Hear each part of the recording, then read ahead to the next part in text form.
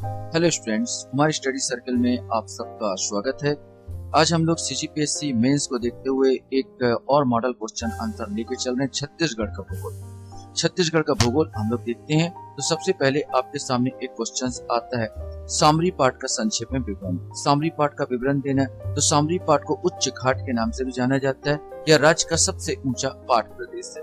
सामरी पाठ बलरामपुर जिले के सामरी तहसील के अंतर्गत आता है। इसके भाग से कर्क रेखा गुजरती है। आप अच्छी तरह जानते हैं कर्क रेखा क्या होता है, मकर रेखा क्या होता है, और यहाँ पर जो सीधी सीधी इस प्रकार रेखा जाती है वो कर्क रेखा होता है। भारत के उस साइड से आपको पता है और ये चीज आप अच्छी तरह से जानते हैं। और सामरी पाठ में छत्तीसगढ़ का सबसे ऊंची चोटी गोरलाटा जो 1225 मीटर स्थित है। सोन गंगा बेसिन पर टिप्पणी लिखिए। ये जो सोन गंगा बेसिन होता है सोन नदी पर बना होगा। सोन नदी गंगा इसलिए बोल देते हैं क्योंकि सोन नदी गंगा की सहायक नदी है। यद्यपि छत्तीसगढ़ से गंगा कोई लेना देना नहीं है। सोन गंगा अपवाह तंत्र का विस्तार छत्तीसगढ़ राज्य में लगभग 14% क्षेत्र में है। तो ये 14% आपको दिमाग में रखना होगा। ये इम्पोर्टेंट है कितना परसेंट क्षेत्र में बहता है। तो ये पूरा 14% क्षेत्र में ये पूरा सर्कुल होता है, बहता है।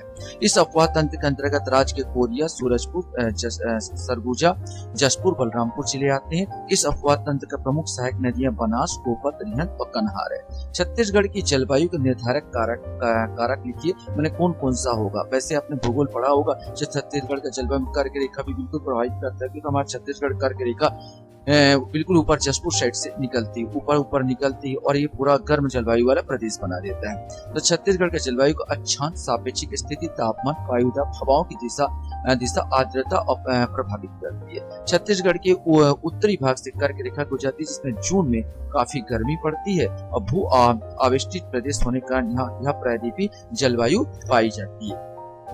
भू आवेष्टित प्रदेश मतलब होता है कि चारों ओर समुद्र से कटा। हमारे छत्तीसगढ़ की बात कर ली जाए तो छत्तीसगढ़ का जो आकृति कुछ इस प्रकार का आपका आएगा और यहाँ पर कोई समुद्र आपको देखने को नहीं मिलेगा, कोई समुद्री सीमा है नहीं। तो हम कह सकते हैं भू आवेष्टित जिला है और जो काफी गर्म जलवायु यहाँ पर क्या पाई जाती है। औद्योगिक विकास केंद्र बोरई दुर्ग के बारे में संक्षेप में बताइए। औद्योगिक विकास केंद्र बोरई की स्थापना भिलाई इस्पात उद्योग प्रभाव में हुई थी। यह औद्योगिक केंद्र रायपुर नागपुर राष्ट्रीय राजमार्ग पर स्थित है। इसका क्षेत्रफल लगभग 450 हेक्टेयर है। इस केंद्र में 50 बृहद, मध्यम और लघु उद्योग की स्थापना की जा चुकी है। याद रखेंगे 30 शब्दों में आपको लिखना है, बहुत ज्यादा डिटेल आपको नहीं देना है। जितने क्वेश्चन है 30 शब्दों के हैं। रायगढ़ जिले में कोयला का वितरण बताइए। तो रायगढ़ जिले का मांड घाटी क्षेत्र में कोयला का सबसे बड़ा भंडार है जो लगभग 21,853.6 मिलियन टन अनुमानित है। जिले में छाल, धर्मजयगढ़, जामपाली आदि प्रमुख कोयला भंडार क्षेत्र है। रायगढ़ जिले में गोरे पलमा सेक्टर 1 में लगभग 20 मिलियन टन कोयला भंडार अनुमानित है। सुप्रा मठ के संबंध में संक्षेप में लिखिए। सुप्रा मठ आप जानते हैं, सुप्रा मठ घासी दास की पत्नी सुप्रा की समाधि स्थल है। मान्यता के अनुसार माता सुप्रा ने पुत्र वियोग में समाधि ले ली जिसे लोगों ने मृत समझकर दफना दिया था। समाधि पूर्ण हो जाने पर वे पुनर्जीवित हो गई थी। यहाँ बहुत से दर्शनार्थी आते हैं तथा यहाँ प्रत्येक वर्ष क्या लगता है, मेला लगता है।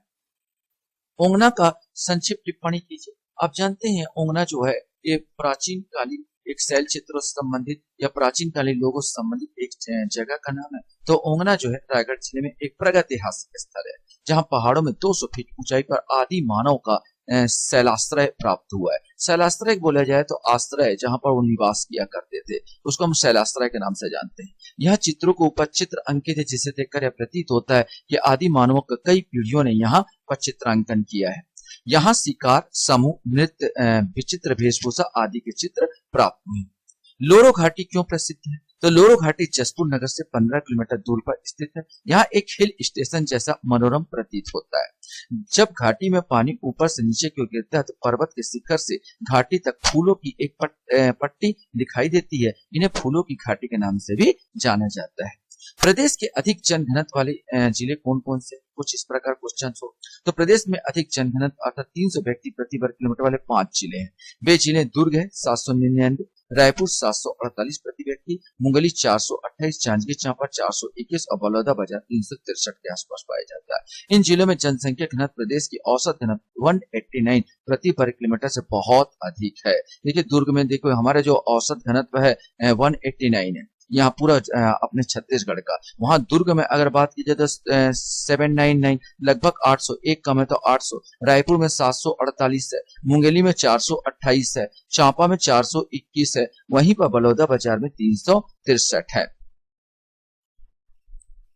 प्रदेश में टीन एज के वितरण को समझें तो हम अच्छी तरह जानते हैं भारत के छत्तीसगढ़ में 100% टीन मिलता है, क्योंकि भारत में केवल टीन उत्पादन यही होता है, वो भी बस्तर साइड, यहाँ पर टीन का उत्पादन किया जाता है। तो टीन की प्राप्ति कैसेटेराइट खनिज से होती है। बहुत इंपॉर्टेंट कौन सा खनिज, तो कैसेटेराइट है। यहाँ पर प्रदेश में कुल 30 मिलियन टन टीन का भंडार है, जो देश के कुल भंडार का 35.8% है। प्रदेश में इसका सर्वाधिक संचित भंडार दंडकारण्य में है, दंतेवाड़ा के पास, कटे कल्याण, पाडापुर और सुकमा के पास गोविंदपाल, चित्तलनार, कच्ची रासा, चूरपाड़ा, तोंगपाल क्षेत्र में टीन के निक्षेप है।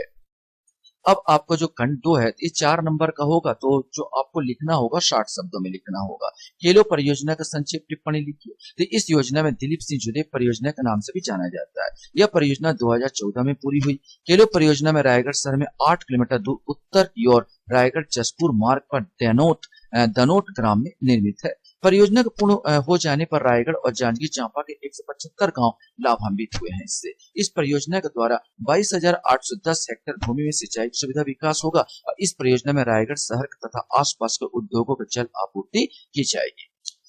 राज्य में सर्वाधिक लिंगानुपात वाले जिले के वितरण को कारण सहित आपको समझाना है। तो बस 2011 के जनगणना के अनुसार राज्य में लिंगानुपात 991, इंपॉर्टेंट है कि आपको पता होना चाहिए कितना, 991। प्रदेश में सर्वाधिक स्थिर पुरुष लिंगानुपात 1020 वाले 5 जिले हैं और 1020 करीब जो है वो है बस्तर, जिसमें 1032 होते हैं, कोंडागांव 1033 है, दंतेवाड़ा 1033, दोनों का सेम है, मैंने कोंडागांव और दंतेवाड़ा का दोनों सेम है 1033 और 1033, सुकमा में 1025 है और बालोद में 1023 है। सर्वाधिक लिंगानुपात जिले ये 5 जिले अपने छत्तीसगढ़ में हैं। इन क्षेत्रों में लिंगानुपात अधिक होने के निम्नलिखित कारण है। साक्षरता दर निम्न होने के कारण आदिवासी लोग भ्रूण हत्या नहीं करते तथा इस क्षेत्र में पुरुष शिशु मृत्यु दर अधिक है। ये बहुत अच्छी बात है कि ये भ्रूण हत्या नहीं करते। साक्षरता ये निगेटिव पॉइंट हो जाएगा यहाँ पर। साक्षरता दर निम्न होने के कारण ये भ्रूण हत्या आप हटा दीजिए, क्योंकि भ्रूण हत्या पाप है, भ्रूण हत्या अपराध है। भ्रूण हत्या नहीं करते तो बहुत अच्छी बात है, साक्षर लोगों से ज्यादा अच्छे है। मैं यहाँ पर एक टिप्पणी करना चाहूंगा कि साक्षर लोगों से ज्यादा अच्छे हैं क्योंकि भ्रूण हत्या नहीं करते। बस इतना हम कह सकते हैं कि साक्षरता दर कम होने से यहाँ पर जन्म दर जो है, यहाँ पर प्रजनन दर ज्यादा है यहाँ पर, क्योंकि उनको ज्यादा इनका ज्ञान नहीं है, यहाँ पर परिवार नियोजन का ज्ञान नहीं है किस प्रकार होते, ये आप जरूर कह सकते हैं। भ्रूण हत्या नहीं करते तो बहुत अच्छी बात है। ये तो पढ़े लिखे से भी अच्छे है। इस क्षेत्र में पुरुष शिशु मृत्यु दर अधिक है। नक्सल प्रभावित क्षेत्र होने के कारण यहाँ के नव युवक बड़ी संख्या में सुरक्षा बल में सेवारत होते हैं, जिनमें से कई नौजवान दुर्घटना का शिकार हो जाते हैं। तो ये भी एक कारण है कि बच्चे ज्यादा यहाँ पर पैदा किए जाते हैं और पुरुष जनजाति के लोग नशापान अधिक करते हैं, जिस कारण स्त्रियों की तुलना में पुरुषों की मृत्यु अधिक होती है। तो यहाँ पर ये भी कुछ कारण हो जाता है कि लिंगानुपात क्या हो जाता है, ज्यादा हो जाता है। लिंगानुपात क्या होता है, लड़कियों की ज्यादा संख्या, क्योंकि यहाँ पर नक्सलवाद भी है, लड़के नक्सली चलेगा मारे जाते हैं वहां पर। और इसके बाद यहाँ पर वो बोलेगा स्वास्थ्य का, अगर स्वास्थ्य की कमी यहाँ पर नजर आती है, स्वास्थ्य की कमी हो जाती है और नशापान ज्यादा करते हैं तो व्यक्ति जो होता है जल्दी खत्म हो जाता है, पुरुष जल्दी खत्म हो जाता है, स्त्रियों की जनसंख्या ज्यादा हो जाती है। कुल मिला के कुछ कारण है जिसके कारण यहाँ पर जनसंख्या बढ़ रही है।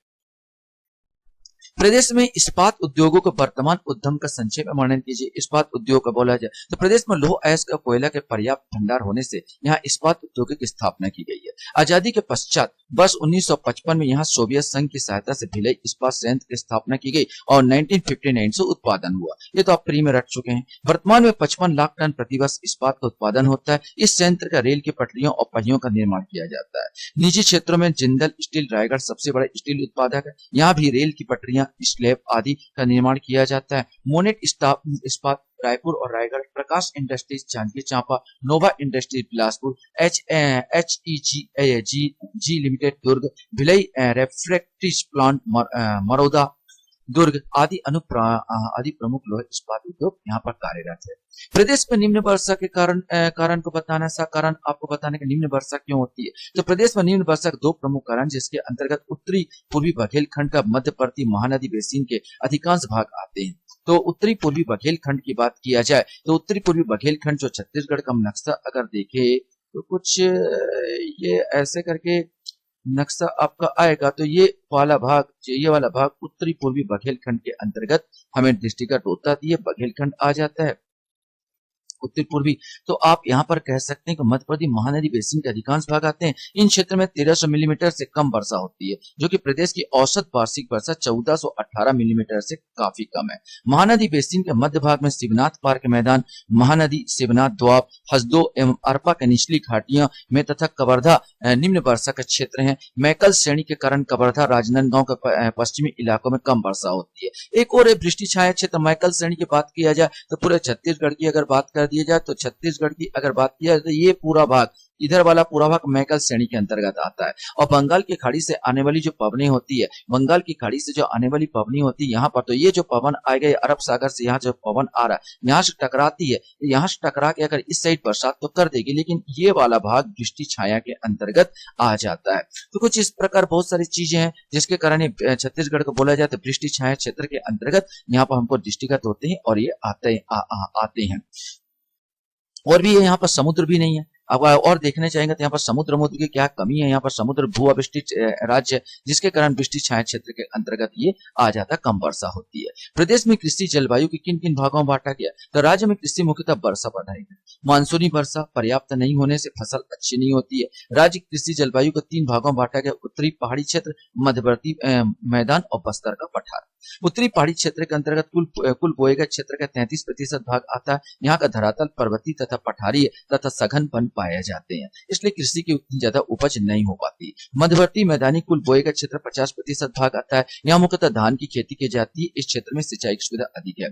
बस्तर पठार के अंतर्गत कुल बोए गए क्षेत्रफल 17% भाग आता है। पहाड़ी तथा वनाच्छादित होने के कारण इन क्षेत्रों में कृषि कार्य दुष्कर है। मैंने छत्तीसगढ़ का अगर ले लिया जाए तो ये जो अपना आ जाता है, तो ये उत्तरी क्षेत्र जहां पहाड़ी इलाका है, दक्षिणी क्षेत्र जो पहाड़ी इलाका है, केवल जो होता है ये मध्यवर्ती क्षेत्र में ही ज्यादा कृषि होती है। पहाड़ी इलाके के कारण यहाँ कृषि का अभाव होता है। सबसे ज्यादा नदियां जो होती है, ये जो नदियां बह रही है, क्योंकि ढाल वाले इलाका में बैठती है, तो सिंपल जो नदियां हैं ये मैदानी इलाकों में आपको सिंचित करती है, जिसके कारण यहाँ पर क्या होता है, 2 इलाके ऊपर वाला जो दोनों इलाके हैं ये थोड़ा कृषि से वंचित रह जाते हैं। इसके बाद यहाँ मिट्टी हो जाता है, तो आप जाते हैं लाल दोमट मिट्टी, यहाँ पर लाल पीली मिट्टी पाई जाती है और लाल दोमट मिट्टी, रेतीली मिट्टी ये पाई जाती है।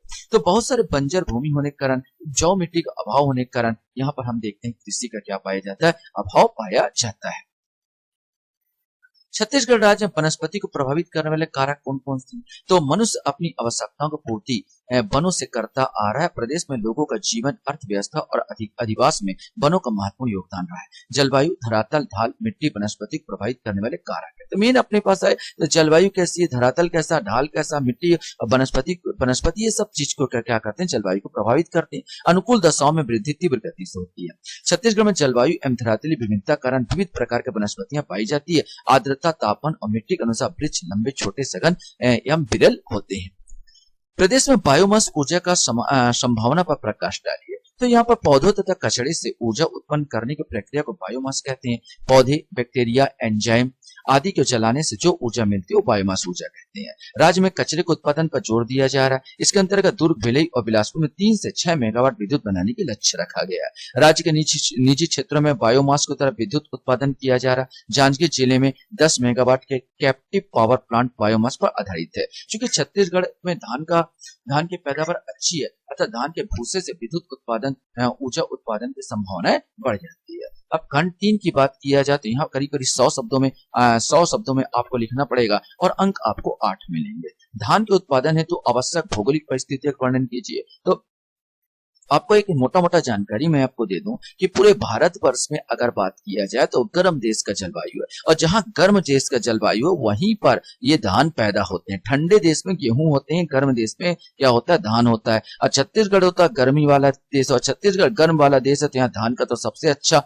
उपजाऊपन होगा। और धान के लिए जो अच्छी क्वालिटी की जो मिट्टी होती है, लगभग यहाँ पर जो लाल पीली मिट्टी होती है, इसमें भी धान हो जाता है। तो धान प्रदेश का मुख्य फसल है। तो चावल यहाँ के लोगों को मुख्य भोजन है। प्रदेश के मैदानी भागों में धान की खेती की जाती है। इसके लिए आवश्यक परिस्थितियां तापमान, वर्षा, मिट्टी, सिंचाई, उर्वरक, धान के प्रकार आदि है। धान के लिए आवश्यक तापमान 28 से 30 डिग्री सेल्सियस है। बोने के समय कम तापमान तथा फसल वृद्धि के साथ साथ अधिक तापमान की आवश्यकता होती है, तो ये पूरा भारतवर्ष इसके लिए उपयुक्त है। धान के लिए 100 से 150 सेंटीमीटर वर्षा की आवश्यकता होती है। धान के पौधे को बढ़ते समय अधिक पानी की आवश्यकता होती है, तो ये कह सकता है कि यहाँ पर हमारा 125 सेंटीमीटर के आसपास औसत वर्षा होती है, तो लगभग हमारा बरसात जो है ये भी इसके लिए अनुकूल पर्यावरण निर्मित करता है। धान के लिए मटासी, कहार और डोरसा मिट्टी अधिक उपयुक्त है। रेतीली मिट्टी में जल धारण की क्षमता कम होती है और खेतों में प्रारंभ गोबर खाद, ह्यूमस युक्त पदार्थ जैसे कूड़े आदि डाले जाते हैं तथा बाद में रासायनिक खाद का प्रयोग होता है। और प्रदेश में धान की बहुत सारी किस्में उगाई जाती है। बनावट के आधार पर मोटा और बारीक धान, अवधि के आधार पर जल्दी और देरी से तैयार होने वाली किस्म के धान आदि धान उत्पादन की आवश्यक परिस्थितियों में सम्मिलित है। प्रदेश के जल संसाधन विकास नीति 2012 के उद्देश्यों का विस्तार से वर्णन कीजिए। तो सुनियोजित तरीके से जल संसाधनों का विकास करने के लिए जल संसाधन विकास नीति 2012 बनाई गई है। इसके निम्नलिखित उद्देश्य: सूखा प्रभावित क्षेत्र तथा वृष्टि छाया वाले क्षेत्रों में जल संसाधन के विकास की दृष्टि से साध्य हर संभव प्रयास हो रहा है। जल संसाधन के विकास में आवश्यक बृहत निवेश देखते हुए निजी क्षेत्र प्रोत्साहित करना।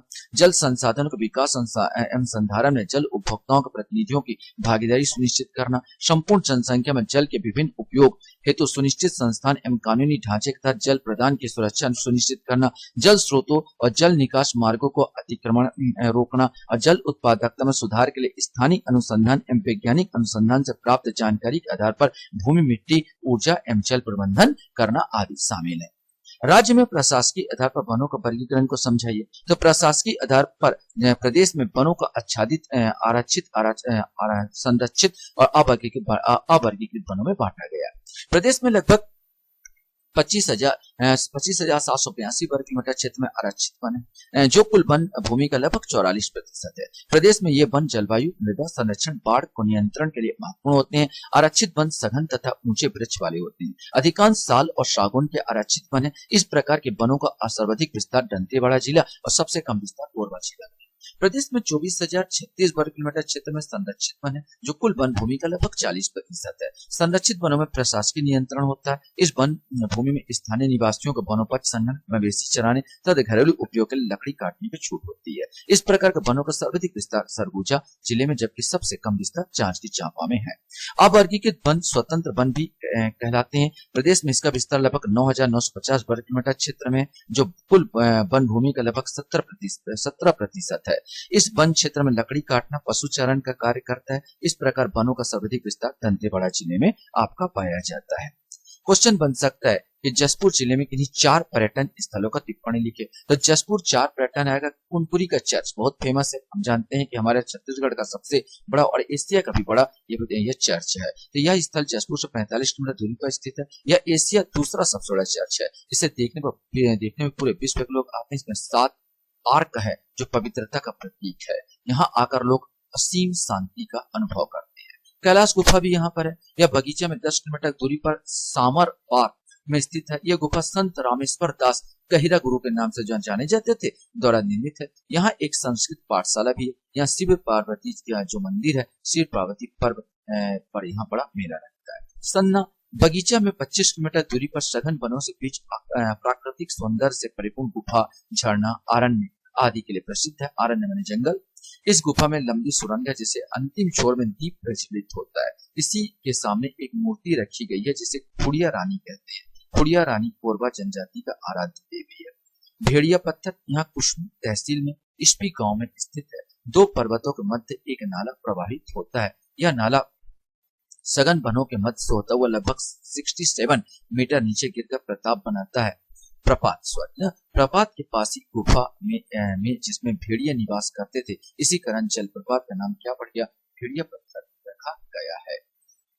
खंड 4 में अब आपको जो लिखना होगा 175 शब्द के आसपास यहाँ पर आपको लिखना रहता है। खंड 4 में तो राज्य में जल संसाधन में वर्तमान प्रयासों का संभावनाओं को व्यक्त करना होगा।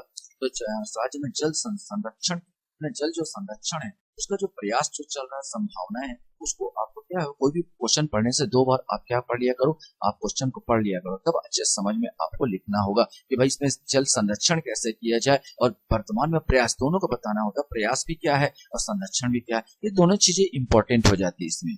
तो जल संरक्षण के वर्तमान प्रयास अगर हम लोग देखें तो वर्तमान में जल संरक्षण नरवा कार्यक्रम के अंतर्गत नालों का विकास किया जा रहा है, हमारे भूपेश बघेल मुख्यमंत्री साहब ने किया। इसमें सिंचाई का विकास तथा पेयजल का उपलब्धता बढ़ी है।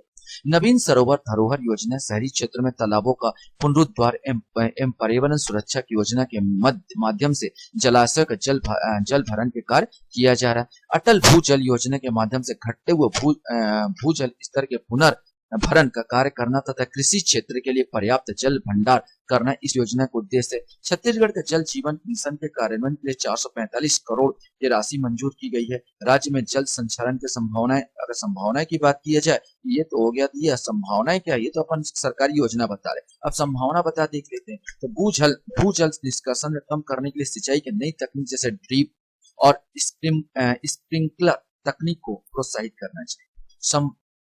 समुदाय आधारित भूजल प्रबंधन को संस्थागत बनाने एवं अन्य पर्यावरण हितैषी उपायों को अपनाने पर जोर दिया जाए। स्थानीय भूजल संस्थानों की स्थिति एवं उसकी समीक्षा, शिक्षा, जागरूकता कार्यक्रम वृद्धि की आवश्यकता है। भूजल के अति दोहन के परिणाम को लेकर भी लोगों के बीच साक्षरता का आंदोलन शुरू किया जाना चाहिए। भूजल का अवैध व्यापार करने वाले माफियाओं को कानूनों के अनुसार कार्रवाई सुनिश्चित की जानी चाहिए। एक क्वेश्चन आपके सामने आता है, प्रदेश में पाई जाने मिट्टियों का वर्गीकरण समझाइए। मिट्टी कितने प्रकार के पाई जाती है? तो प्रदेश में मिट्टियों के स्थानिक आधार पर 4 भागों में विभाजित किया जाता है, जो निम्न है। कन्हार मिट्टी, यह मिट्टी प्रदेश की सबसे उपजाऊ मिट्टी मानी जाती है। इसमें जल धारण क्षमता अधिक होती है। इसका रंग गहरा काला भूरा होता है। इसकी संरचना बारीक होती है। माना कन्हार मिट्टी हम काली मिट्टी को ही कहते हैं। इसमें चूना, पोटास, लोहा की मात्रा अधिक होती है। फास्फेट, नाइट्रोजन और जीवाश्म का अभाव होता है। सूखने पर चौड़ी गहरी दरारें पड़ती है। इसकी प्रकृति क्षारीय होती है। मटासी मिट्टी की बात किया जाए तो यह प्रदेश की दूसरी उपजाऊ मिट्टी है। इसमें लोहे की मात्रा अधिक होती है। यह मिट्टी कन्हार के अपेक्षा अधिक तथा भाटा के अपेक्षा कम ऊंचाई पर पाई जाती है। महानदी बेसिन पूर्वी बघेलखंड के मध्य पूर्वी और दंडकारण्य के ऊंचे भाग में पाई जाती है। इसका पीएच मान 6.8 होता है। लगभग उदासीन टाइप का। प्रदेश में 30% कृषि मटासी मिट्टी में पाई जाती है। तोरसा मिट्टी की बात किया जाती है। ग्रेनाइट सेल समूह से निर्मित है। यह गहरे भूरे रंग की होती है। यह काली तथा मटासी का मिश्रण है। कन्हार की अपेक्षा टोरसा हल्के रंग की होती है। इसका पीएच मान 7.6 होते हैं, अर्थात अम्लीय। पानी के अभाव में यह शुष्क तथा कठोर हो जाती है। इसकी 2 श्रेणियां होती है। पहली श्रेणी में कन्हार की अधिक मात्रा तथा मटासी की मात्रा कम होती है। जो अधिक उपजाऊ होती है वह चावल के लिए बड़ी उपयोगी होती है। लास्ट में भाटा मिट्टी के बारे में देख लेते हैं। यह लाल भूरी मिट्टी है जो सामान्यतः उच्च भूमि पर पाई जाती है। इसका पीएच मान 5.2 है। इसमें छोटे छोटे कंकड़ पत्थर होते हैं। इसे लेटराइट मिट्टी भी कहते हैं। निच्छालन प्रक्रिया कारण पोषक तत्व गहराई में चले जाते हैं और इस कारण से यह मिट्टी अपेक्षाकृत कम उपजाऊ हो जाती है। अब कंकड़ पत्थर अगर ज्यादा पाए जाएंगे, जैसे कंकड़ पत्थर ज्यादा पाए जाएंगे तो पानी क्या हो जाता है, ये बहते हुए नीचे चला जाता है, जिसको हम कहते हैं निच्छालन। और निच्छालन कारण क्या हो जाता है, ये कंकड़ पत्थर नीचे चले जाते हैं। आशा करता हूँ ये वीडियो भी आपको अच्छा लगा होगा। वीडियो वॉच करने के लिए धन्यवाद। Thank you very much.